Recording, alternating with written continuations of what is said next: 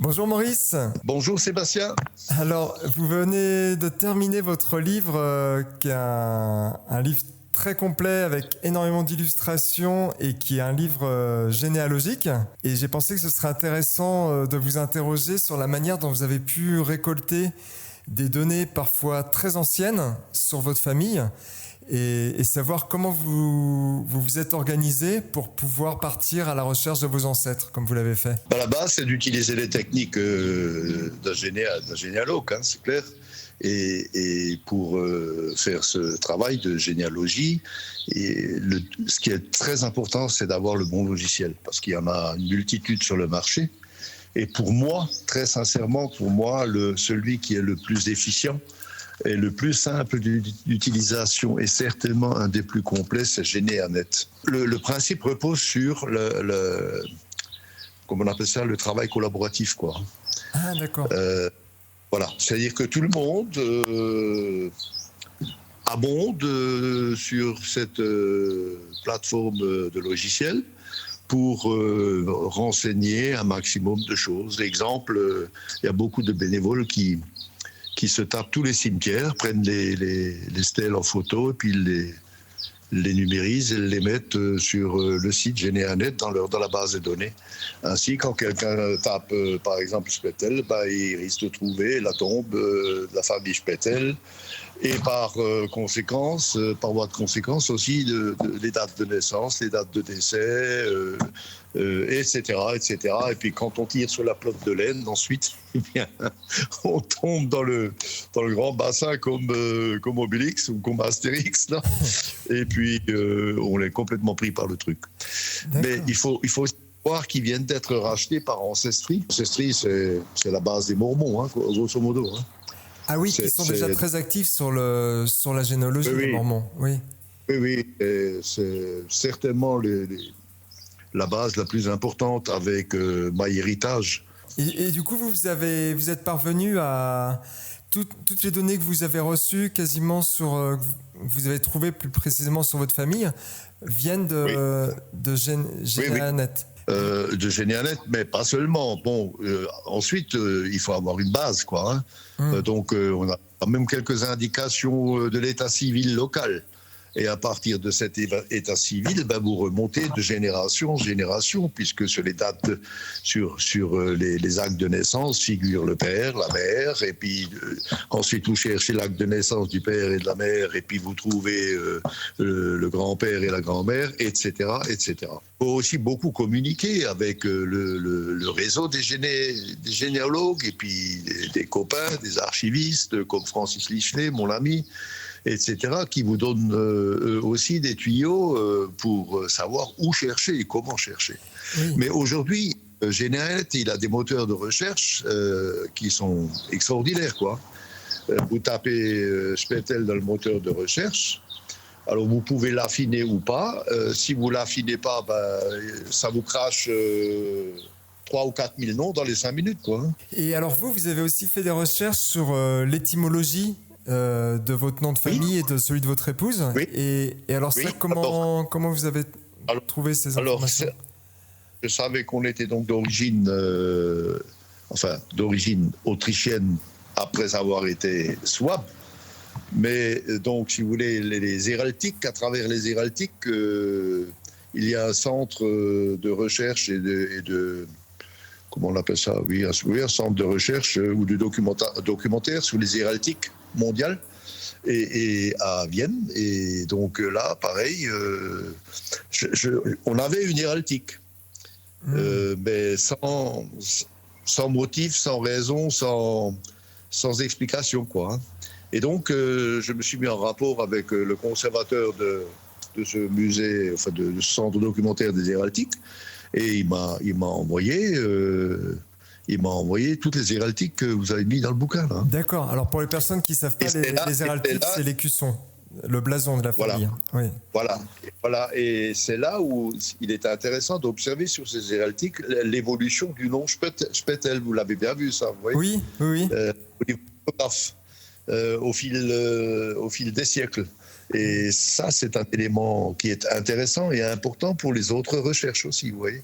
Parce que quand vous tapez le Spettel, par exemple, dans le moteur de recherche, vous pouvez aussi taper les variantes telles qu'elles figurent sur les écussons au fil des ans, quoi. Alors Spettel avec 2 T, avec un L, etc. Hein. Ensuite, si vous voulez, Généanet, la revue Généalogie, qui est très intéressante comme revue, celle-là aussi, je la recommande.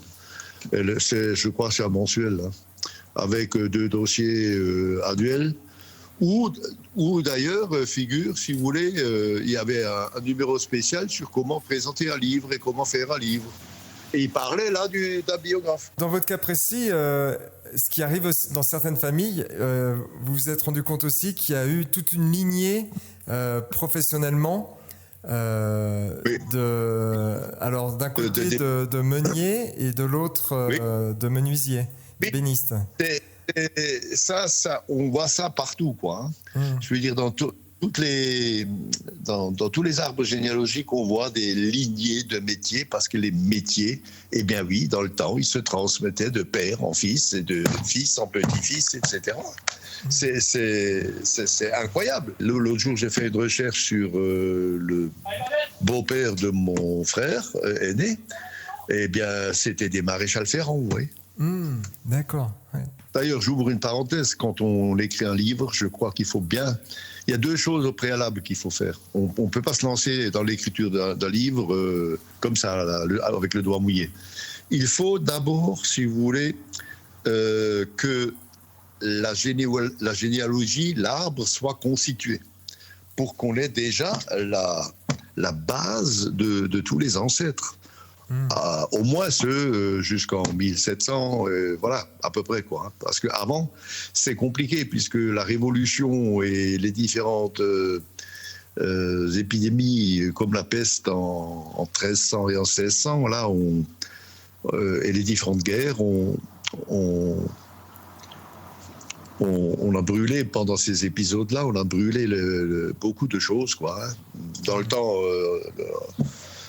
dans le féodal, tous les châteaux étaient brûlés avec tout ce qu'il y avait comme archives, quoi. Hein. Oui. À la Révolution, tout a brûlé, quoi. Hein. Notamment dans les églises, donc les registres baptismaux, de mariage, etc. Il y en a pas tellement. Hein. Sauf à Paris encore, où ils sont en train de reconstituer un peu les choses, hein, en numérisation. Hein. Donc d'abord, si vous voulez, il faut qu'on connaisse nos aïeuls. Deuxièmement, il faut réunir un maximum d'informations au préalable, les photos, les illustrations, parce que si vous devez courir à gauche, à droite, ce que j'ai malgré tout dû faire pour trouver des photos et des illustrations, et puis me payer les fonds de tiroir des quelques anciens qu'il y a encore dans notre famille, dont ma sœur, par exemple, hein, ou mon frère. Mais si vous voulez, c'est ça qu'il faut faire, parce que le gros du travail, c'est ça. Il faut réunir les éléments. Hein. Donc, connaître bien les aïeuls à travers un arbre généalogique sur la base d'un bon logiciel, hein, je me répète. Ensuite, si vous voulez réunir toutes les informations, ensuite réunir aussi les anecdotes possibles, hein, donc aller interroger les vieux de la vieille, etc. Oui. Sur Hammerschwir, j'avais consulté les annuaires de la Société d'Histoire, hein, donc heureusement qu'on a une Société d'Histoire à Hammerschwir qui a fait ça, quoi. Hein. Donc tous ces témoignages dans ces bouquins ont été importants pour moi, notamment parce qu'à un moment donné, ils ont fait ça, si vous voulez, sur les métiers d'antan, quoi, hein, dont la menuiserie. D'accord. Et donc il y a quelques pages sur la menuiserie et de ces anecdotes, j'ai tiré de ces annuaires que je dirais quelques anecdotes qui sont donc le reflet de la réalité, quoi. C'est oui, pas, et qui donnent plus de vie du coup au récit. C'est pas seulement des noms, on a aussi un peu des idées de personnalité. Ça permet de romancer les choses un peu et de modifier les trucs, quoi. Ensuite, une fois que vous avez ça, il faut d'abord bien réfléchir au plan et à la structure du bouquin, quoi. Et là, ça m'a quand même pris un bon mois, hein, donc par à-coup, un peu comme ça. Hein. De temps en temps, vous mettez de nouveau les choses de côté. Le lendemain, vous y réfléchissez. La nuit, vous vous réveillez. Et donc, le plan, la structure du plan est importante. D'ailleurs, je vous l'avais envoyé au départ. Oui, vous l'aviez envoyé dès le départ, vous l'aviez clair. On a modifié un peu l'ordre de parution de cette structure dans le plan, mais c'est parce que ça vous permet d'avoir les idées claires. Là, vous pouvez prendre de stylo et tant soit peu, si on est un peu futé en matière de composition française, eh bien, après, ça coule tout seul, quoi. Ça coule tout seul. Oui. Parce qu'on suit une logique et une histoire et on la romance. Et c'est ça qu'il faut faire, quoi. Aujourd'hui, la généalogie est devenue assez facile compte tenu de l'évolution technologique de la numérisation et bien sûr de l'IA, l'intelligence artificielle. Je vais vous donner un exemple. Au lieu d'aller en Autriche, consulter les Familienbuch et toutes les archives paroissiales, par exemple, de Albert Schweppe, d'où nous sommes originaires, eh bien, écoutez, c'est pas compliqué, hein, avec Ancestry, ils ont tout numérisé là-bas. Hein. Donc, avec Ancestry couplé avec GenialNet, eh ben, crac, vous faites Spettel, Albert Schwende, ça suffit. Hein. Et puis, il y a tout qui apparaît. Hein. Il y a la numérisation des Familienbuch. Alors, les Familienbuch, c'est quelque chose de fantastique parce que, si vous voulez, ils vous donnent. Ils inscrivent, c'est repris, ils reprennent tous les actes, ils les classifient et ils font l'histoire de la famille du plus ancien jusqu'au plus jeune. Avec quoi, si vous voulez, avec qui il s'est marié, combien d'enfants, marié une deuxième fois, décédé émigré etc. Wow. Donc ça, c'est des sources qui sont extraordinaires, qui vous facilitent beaucoup la tâche. Et qui sont magnifiques. Et donc, cette numérisation, aujourd'hui, elle est fantastique, quoi. Hein, au point que vous trouvez tout. Par exemple, celui qui a émigré aux USA en 1853, eh bien, on trouve le nom du bateau, la date d'embarquement, l'heure d'embarquement, l'arrivée à New York, dans le port, quel port. Ensuite, avec qui il s'est marié, enfin, ce qu'il a fait, quand il a fait sa demande de naturalisation, quand elle a été acceptée, quand elle a été promulguée par décret. Vous trouvez aussi les enfants, etc. Bon, si vous voulez, sur ma lignée aux USA, j'ai tout trouvé, quoi. Alors, cette lignée est éteinte maintenant aux USA, parce qu'il n'y avait pas de succession de mâles, hein, c'était que féminin. Mais j'ai toutes les familles irlandaises qui sont rattachées à ça, hein, les Smith et les Watson. Oui.